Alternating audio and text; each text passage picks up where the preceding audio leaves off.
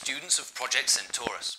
I'm Professor Phileas B. Baxter. Today I have to talk to you about a rather disagreeable topic. I know that you are still just kids, but what the heck? If you've all been shown how to distill your own urine, I'm sure you can deal with this. Sometimes in politics, differences between two parties can be totally irreconcilable. That was the case between France and Indochina. They couldn't agree on how noodles should be cooked, and in the end they had to riddle the French with bullets. I don't blame them. And in cases like that, there is only one course of action: war. It is very important that you're able to identify a declaration of war from another planet. You will know that an extraterrestrial has declared war if they utter the sentence, "We would prefer not to give away all our fossil fuels."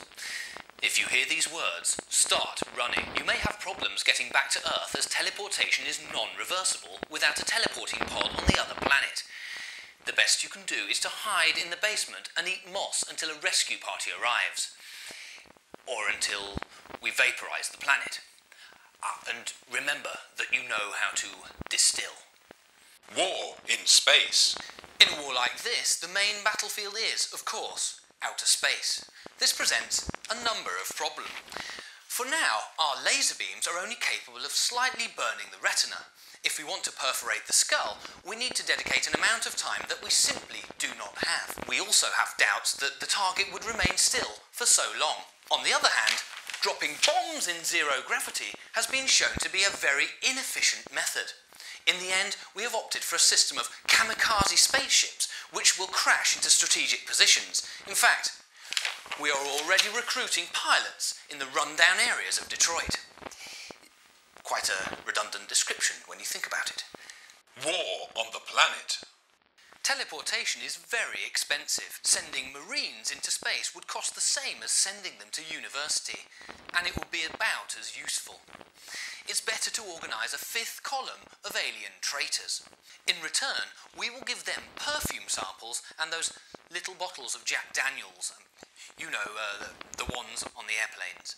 And don't feel bad if the planet is horribly burned to a cinder. If there's one thing we do better than destruction, that's reconstruction. Hand-to-hand combat. A command of hand-to-hand combat is needed in any war. It doesn't matter how slimy the body is or how out of place the genitals are. If I'm not mistaken, our friends from Mossad, Hertz and Zimmerman have already shown you sophisticated techniques on how to split someone's Adam's apple using only your little finger. But there is another blow that you need to master. Excuse me, yes, you.